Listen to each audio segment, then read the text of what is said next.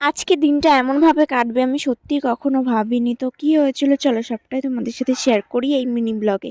তো দেখতেই পাচ্ছ সকালবেলা ঘুম থেকে উঠেই দেখি ঝমঝমিয়ে বৃষ্টি হচ্ছে। ওয়েদারটা এতটাই বাজে সকাল থেকে যে কি বলবো। এই ওয়েদারে কিন্তু এটা ফার্স্ট বৃষ্টি। তো এতদিন তো মনেই হচ্ছিল না যে শীত পড়েছে, এবার মনে হচ্ছে যে শীতটা পড়বে ভালোই। তো যাই হোক, তারপরে সকালবেলা আমি একটু রান্নাবান্না সেরে নিজের জন্য একটু চা করে নিয়েছিলাম, তো সেটাই খাচ্ছিলাম। তারপরে চলো দেখতেই পাচ্ছ ঘরবাড়ির অবস্থা কেমন, আর আমার মেয়েরা ঘুমাচ্ছে, বাড়িতে কেউই নেই। সকালবেলা সবাই চলে যায় যে যার কাজে। তো আমি দুটো মেয়েকে নিয়েই থাকি, তো দুটো মেয়ে তো এখন ঘুমাচ্ছে, এখনও ঘুম থেকে ওঠিনি। আর দেখো ঘরবাড়ির অবস্থা এমন, এরকম কিন্তু রোজই থাকে। তো রোজ তো আর তোমাদের সাথে শেয়ার করা হয় না, তাই জন্য ভাবলাম যে চলো আজকে একটু তোমাদের সাথে শেয়ার করি। তো এগুলো সব কিছু গুছাবো।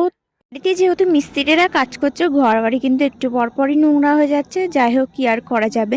তারপর দেখি এদিকে আমার মেয়েরাও কিন্তু ঘুম থেকে উঠে পড়েছে। তো ঘুম থেকে উঠে ওরা কান্না করছিল, তাই জন্য কিন্তু পায়ের পরে নিয়ে দোল দিচ্ছিলাম। তারপর দেখি দুজনেই ঘুমিয়ে পড়েছে, তাই জন্য ভাবলাম যে যখন ঘুমিয়ে পড়েছে এই ফাঁকে আমার কাজগুলো আমি সেরে নিই। তাই জন্য ওদেরকে ঘুম পাড়িয়ে আমি আগে দুই ঘরের বেডগুলো ক্লিন করে কিন্তু ঘরটার গুছিয়ে রেখে কিন্তু চলে এসেছি রান্নাঘরে। রান্নাঘরটা পরিষ্কার করে নিচ্ছি। আর রান্নাবান্না কিন্তু আমার সকালেই কমপ্লিট হয়ে গেছে। তো ঘরটার গোছানোর সময় পাইনি, তো এখন আস্তে আস্তে সব কিছু করে নিচ্ছি। জানি না ওরা উঠে পড়লে আর কিছুই করতে পারবো না।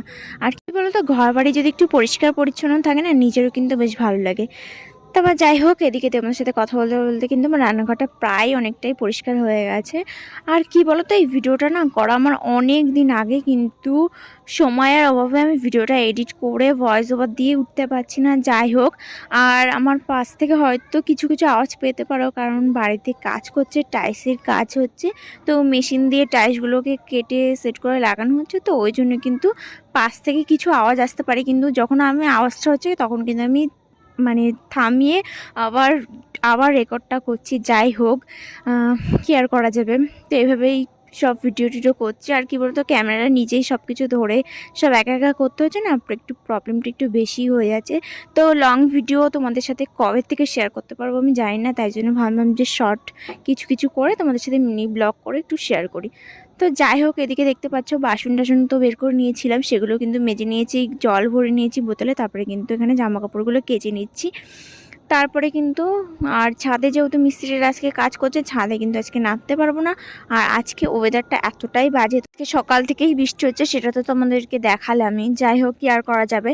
তো রোজই জামা কাপড় কাচতে হয়, তার কারণ যেহেতু বাড়িতে দুটো বাচ্চা আছে, তো রোজই তো কাচতে হয় ওই জন্য। আর এদিকে ছাদে চলে এসেছি।